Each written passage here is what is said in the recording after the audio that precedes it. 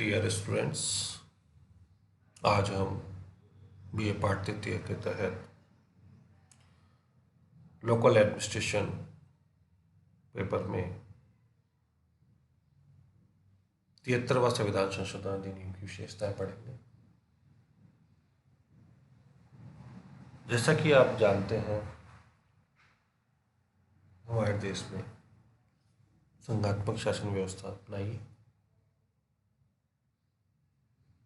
मूल संविधान में शासन के 2 स्तर अपनाए गए थे, केंद्र सरकार का स्तर और राज्य सरकारों का स्तर।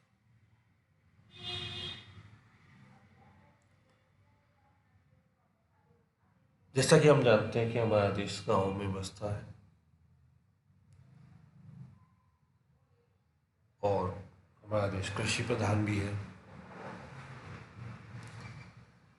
निचले स्तर पर सबसे निचला स्तर जो कि ग्रामीण स्तर आता है, उस पर शासन की जो व्यवस्था रखी गई, पंचायत राज व्यवस्था, तो राज्यों ने अपने अपने स्तर पर उस व्यवस्था को अपनाया था। राज्य के नीति निश्चित तत्व 40, गांधी जी का सपना, ग्राम स्वराज। लेकिन जैसे जैसे समय व्यतीत हुआ, और जो कि हम पढ़ भी चुके हैं सारा, हमने देखा कि पंचायत संस्थाएं ठीक प्रकार से कार्य नहीं कर पाई। कारण वजह जो भी रही हो, जो कि हम सबने पढ़ भी लिए। कार्यकाल निश्चित नहीं हुआ, समय पे चुनाव नहीं हुए, या हो गए तो फिर दोबारा नहीं हुए, उन्हें शक्तियां प्रदान नहीं की गई, वित्त नहीं मिला, कार्मिक उपलब्ध नहीं करवाए गए। तो बहुत सी ऐसी वजह रहीं, सभी वर्गों को प्रतिनिधित्व नहीं मिला, जिसके कारण से पंचायत राज संस्थाएं ढंग से कार्यरत नहीं हो पाई। ऐसे में पंचायत संस्थाओं को मजबूती प्रदान करने की दृष्टि से विभिन्न समितियों द्वारा समय समय पे सिफारिशें भी प्रस्तुत की गई, जिनमें सर्वप्रमुख विशेष सिफारिश जो सामने आई कि क्यों न एक तीसरा स्तर बना दिया जाए और उसको संविधान द्वारा मान्यता भी प्रदान कर दी जाए। कहने का मतलब, संविधान में संशोधन कर दिया जाए और ग्रामीण जो स्तर है, स्थानीय जो स्तर जिसे हम यूँ कहें, उसको मजबूत बनाया जाए। तो इसी कड़ी में सन 1992 में भारत सरकार ने 2 संविधान संशोधन किए, जिन्हें 73वां संविधान संशोधन अधिनियम और 74वां संविधान संशोधन अधिनियम के रूप में जाना जाता है। 73वां संविधान संशोधन अधिनियम, जहां ग्रामीण स्थानीय शासन, तात्पर्य पंचायत राज संस्थाओं से संबंधित है, वहीं 74वां संविधान संशोधन अधिनियम देश के शहरी भागों, जिसे कि हम कहेंगे नगरीय स्थानीय शासन की इकाइयों के संवर्धन में, विकास के लिए संबद्ध। आज हम जो शुरुआत करने जा रहे हैं वो है 73वां संविधान संशोधन अधिनियम की प्रमुख विशेषताएं। ऐसी क्या विशेष बातें हैं जो इस संविधान संशोधन के द्वारा स्थापित की गई।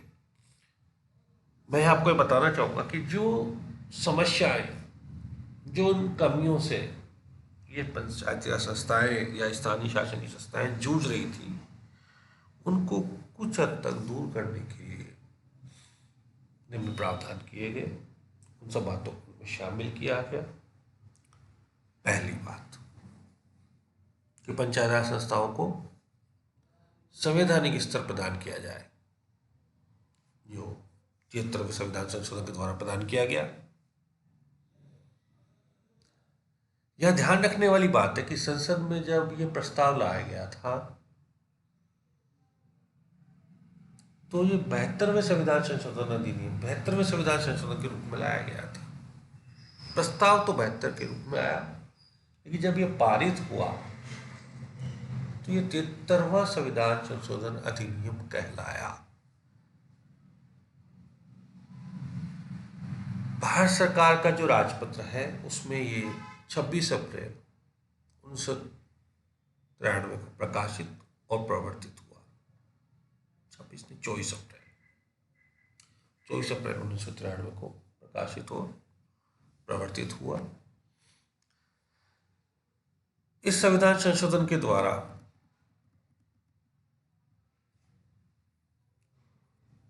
एक नया भाग संविधान में जोड़ा गया, भाग 9, जिसका शीर्षक था पंचायत। और संविधान के अनुच्छेद 243 में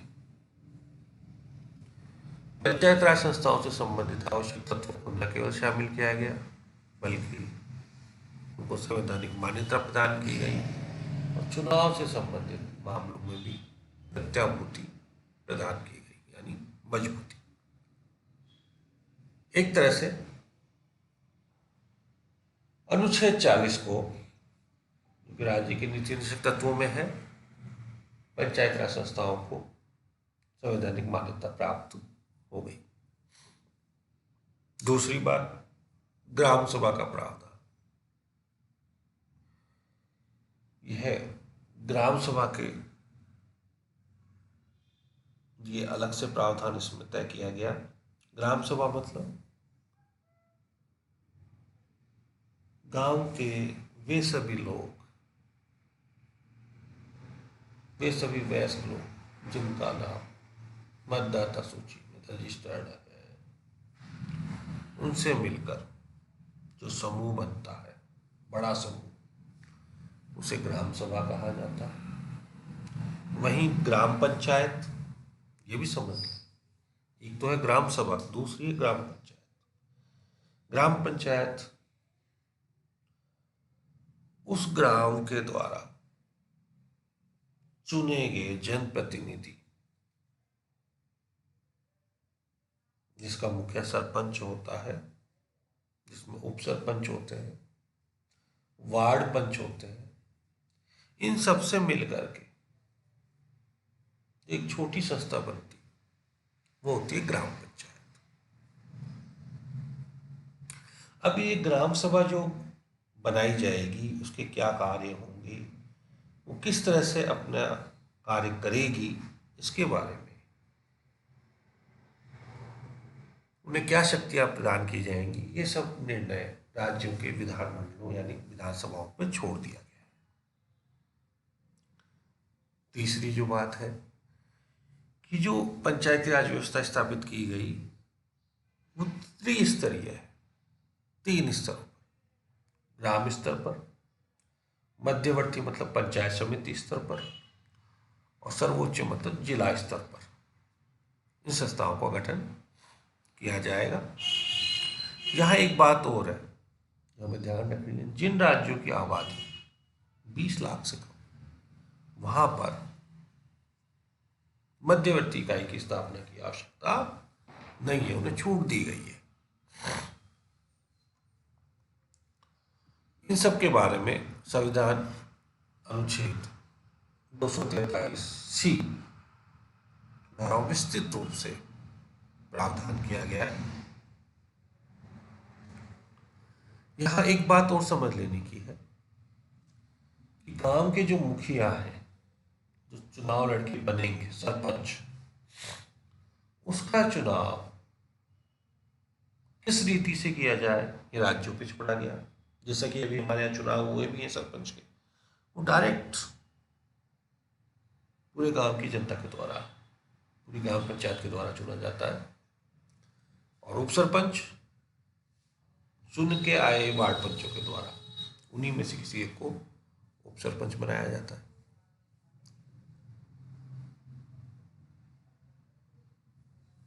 तो ये सब बातें हमें इसमें ध्यान रखनी है। इसी तरह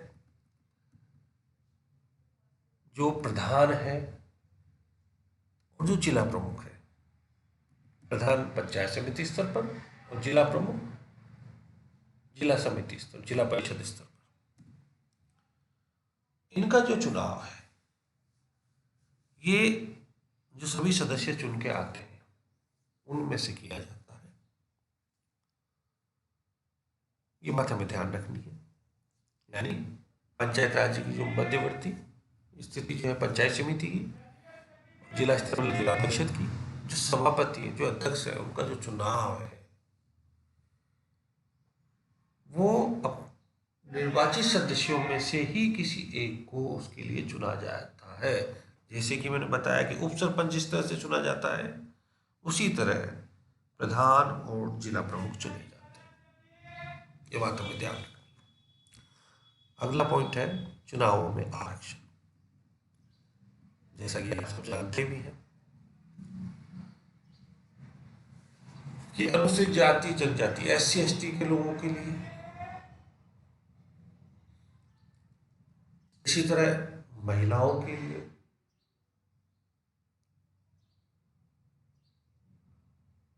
स्थानों का आरक्षण इसमें किया गया है। जनसंख्या का जो अनुपात है उस आधार पर SC ST को रिजर्वेशन मिलता है और महिलाओं को हमारे राजस्थान राज्य में 50% आरक्षण दे। इसी तरह ये व्यवस्था न केवल सदस्यों के लिए बल्कि अध्यक्षों में भी इस व्यवस्था को अपनाया गया है और इसके साथ साथ इसमें चक्रीय प्रणाली भी अपनाई गई। यानी हर बार चाहे वो अध्यक्ष हो चाहे वो सदस्य हो, सब जगह व्यवस्था बदली जाती है। जैसे कि सरपंच गांव में कभी OBC का आ रहा है पुरुष, कभी OBC महिला, कभी सामान्य पुरुष, कभी सामान्य महिला। चक्रानुक्रम प्रवृत्ति प्रक्रिया के तहत ये कार्य किया जा रहा है। कार्यकाल की बात करें, ये जो पंचायत राज संस्थाएं हैं, ये सबसे बड़ी समस्या का जिन्होंने सामना किया कि इनका कार्यकाल निश्चित नहीं था। कहीं तो चुनाव हुए, जहाँ एक बार हो गए दोबारा नहीं हुए, वही संस्था बहुत लंबे समय तक कार्य करती रही। अब निश्चित प्रावधान कर दिया गया है कि जो भी संस्थाएं चुनी जाएंगी 5 वर्ष, नियत समय 5 वर्ष के लिए चुनी जाएंगी, उससे अधिक नहीं। इस बात पे विशेष जोर डाला गया है, 5 वर्ष से अधिक का कार्यकाल नहीं होगा।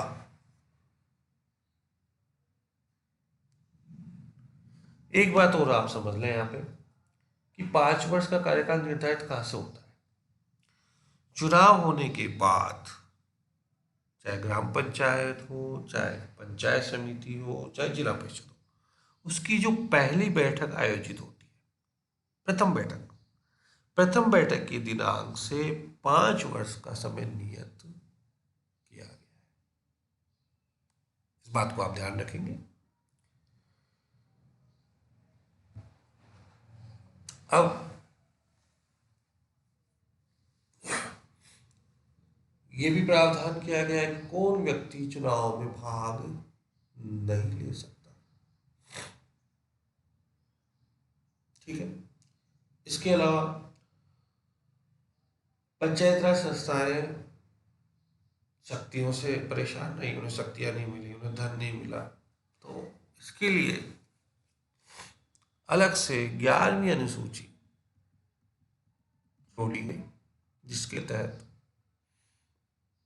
29 विषयों पर उन्हें नियम बनाने, कार्य करने की शक्तियां प्रदान करने की बात की गई और ये मुद्दा राज्य सरकारों को छोड़ दिया गया। तो यहाँ हमें आज भी समझ लेना है कि राज्य सरकारों द्वारा आज भी इस जगह खुले मन से कार्य नहीं किया जा रहा। हमारे राजस्थान राज्य की बात करें तो केवल 5 विषयों पे ही पूर्ण रूप से अधिकार इन संस्थाओं को दिए गए, जिनको समय समय पर वापस ले भी लिया जाता है।